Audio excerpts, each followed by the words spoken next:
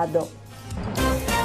Por conta da epidemia da Covid-19, cabides de desinfecção estão começando a ganhar espaços em áreas públicas, como estações de metrô, terminais de ônibus, supermercados e varejo no geral. Mas elas têm sofrido críticas por causar problemas como as alergias gravíssimas. Sobre este assunto, eu converso agora com o Cassiano Escudeiro, que é médico e diretor científico do grupo EpiClin Pesquisa Clínica Integrada.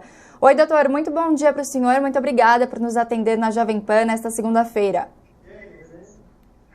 Bom dia, Nicole, obrigado a vocês pelo convite, obrigado a todos os ouvintes. E a informação está correta, mas eu queria deixar claro que a cabine é um dispositivo do bem, desde que usado o produto químico correto, adequado. O que acontece é que saiu na mídia que essas cabines trouxeram aí alguns produtos químicos considerados saneantes, né? E o que é um saneante? É um produto que serve para limpeza e a desinfecção de superfícies, como mesas, pisos e etc. Diferente de um produto, por exemplo, como um dermocosmético, logicamente que tanto saneante quanto um dermocosmético, um cosmético devidamente aprovado junto à Anvisa, a Agência Nacional de Vigilância Sanitária, seguindo todos os padrões de testes clínicos que antevêm ao lançamento desse tipo de produto e que posteriormente é usado nesses dispositivos como essas cabines chamadas de cabines de desinfecção. Ou seja, são ferramentas importantes, são adjuvantes e que auxiliam dentro de um conjunto de outras tomadas de ações, como o uso de máscaras, como o uso de álcool gel, como o uso de avental, aquele capacete, ajudam e minimizam a chance de você contrair o vírus SARS-CoV-02, que causa a doença Covid-19. Doutor, só para a gente entender e só para quem está nos assistindo e nos ouvindo também possa entender um pouco melhor, eu queria pedir para o senhor explicar o que são essas cabines de desinfecção. Elas são como se fosse um pequeno túnel ali que você passa e recebe então esse jato com esses produtos, é isso? Exato. Essas cabines elas podem ser metálicas, né, como se fosse um portal, ou pode ser inflável, existem inúmeros fabricantes. Mas a menina dos olhos, que eu chamo dentro desse dispositivo, é novamente a substância química que é pulverizada, que forma uma névoa e atinge por um determinado período a roupa e o corpo dessas pessoas. O maior cuidado, né, a título de informação de saúde pública, é o que essas pessoas estão recebendo em sua pele ou respirando, né, atingindo as vias aéreas ou as mucosas, né, olho, boca. E aí você tem que ter produto dermatologicamente testado, produto que garanta essa asepsia por um período, de certa forma, prolongado, né, de meia hora até 3 horas, isso varia muito do tipo de produto, e que não cause alergia, não cause irritação na mucosa, não manche roupa e por aí afora. Então, o que está acontecendo é que em algumas cabines de desinfecção, esses produtos estão causando esses problemas, por exemplo, como as alergias. Exato. Quando você coloca, por exemplo, sais de cloro, como os chamados hipoclorito de sódio, ou o que a gente chama quimicamente de cloreto de benzalcônio, são substâncias tóxicas para uso humano, porque elas são utilizadas, como eu falei, em saneantes, que saneantes são produtos de limpeza, e não produtos de higiene pessoal, como é um cosmético ou um dermocosmético. A boa notícia, Nicole, é que já existe empresa no Brasil, no interior de São Paulo, que se preocupou com essa questão e desenvolveu o produto que tem estudos dermatológicos que não agridem a pele, comprovando uma ação antisséptica por até 3 horas. É lógico que não existe o que eu chamo de máquina da imortalidade, ninguém está prometendo o impossível, né?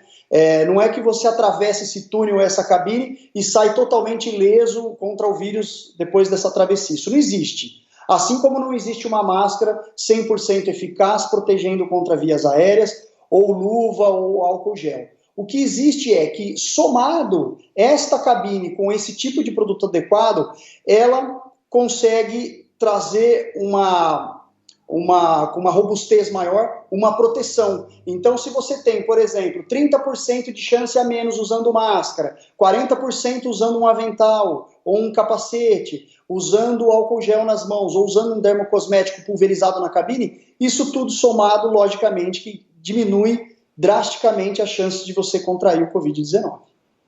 Doutor, você até chegou a citar a Anvisa, né? Diz que esses equipamentos eles foram testados em algum momento, foram autorizados pela agência sanitária. Agora que houve essa pesquisa e que se mostrou que alguns produtos podem ser prejudiciais para a pele, para as mucosas, a Anvisa pode rever essa autorização, pode rever o uso desses produtos?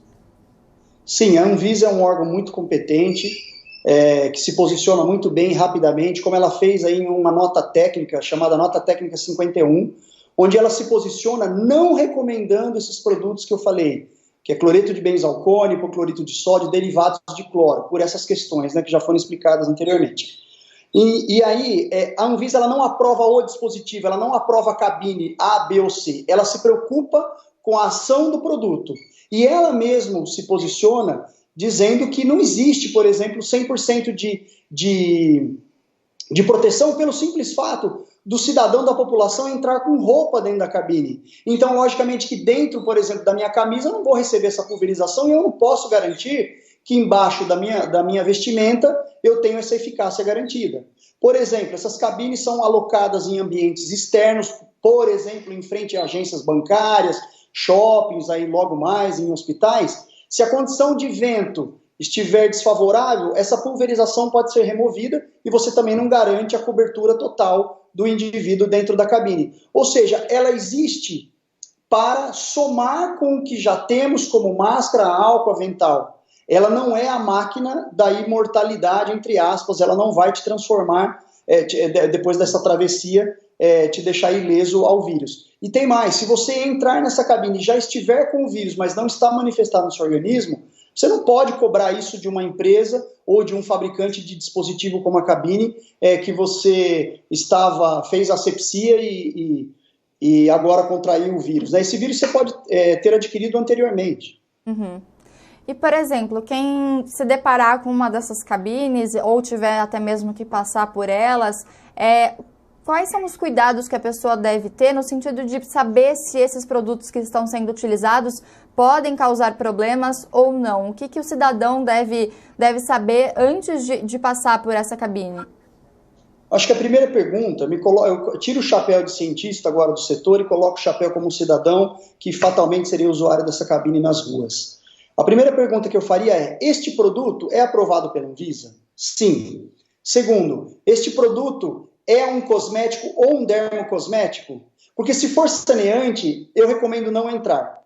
Se for um cosmético, um dermocosmético devidamente registrado, e eu recomendo até aos fabricantes que se coloquem nas laterais da cabine que esse produto é apropriado para uso humano, foi dermatologicamente testado, aí você pode ficar mais seguro. O próprio cheiro de uma formulação cosmética ele é muito característica, ele vem com uma fragrância, vem com uma base emoliente que hidrata a sua pele. Então você tem outras tecnologias dentro de uma sinergia, né, desse contexto do produto, da fórmula, que acabam sendo muito diferentes, muito característicos quando você pensa num saneante. É a mesma coisa que você borrifasse com spray na tua casa, cloro. O cheiro é muito característico. Se tiver cheiro de cloro, cheiro forte de produto de limpeza, não entre. Se tiver um cheiro agradável e você checou com os profissionais que estão aí na entrada dos shoppings ou desses estabelecimentos que o produto realmente é um dermocosmético, aí você pode entrar tranquilamente que não terá problema algum.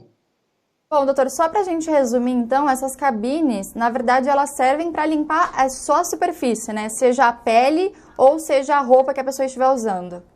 Exatamente, exatamente. E aquilo, né, Nicole, se a pessoa tiver com um casaco de frio e ela recebeu essa carga de pulverização no casaco, aonde pegou e encostou esse produto, que principalmente que é um ativo que, inclusive o Covas, o prefeito da cidade de São Paulo, soltou um decreto aí há 2, 3 dias atrás, se não me falha a memória, dizendo da importância dos usos dessas cabines, desde que seja usado clorexidina. E detalhe, que a clorexidina é o princípio ativo, que é do bem, mas desde que a clorexidina seja usada dentro de uma formulação dermocosmética ou cosmética.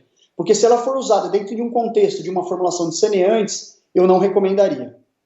Perfeito, nós conversamos agora então com o Dr. Cassiano Escudeiro, que é médico e também diretor científico do grupo IPCLIN Pesquisa Clínica Integrada. Doutor, muito obrigada pelas explicações, uma ótima semana para o senhor. Obrigado, Nicole, até mais, uma ótima semana. Equipe da Fiocruz de Minas Gerais trabalha em vacina brasileira para o coronavírus. Composta por 15 pessoas e liderada pelo pesquisador Alexandre Vieira Machado, a pesquisa conta com parceria da Universidade Federal de Minas Gerais, do Instituto Butantan e também da USP.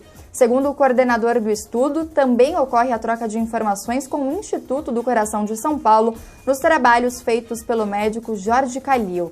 A pesquisa da vacina brasileira usa como base o vírus influenza H1N1, que provoca uma doença com sintomas respiratórios semelhantes e até mais graves do que os da Covid-19. Campinas adia a flexibilização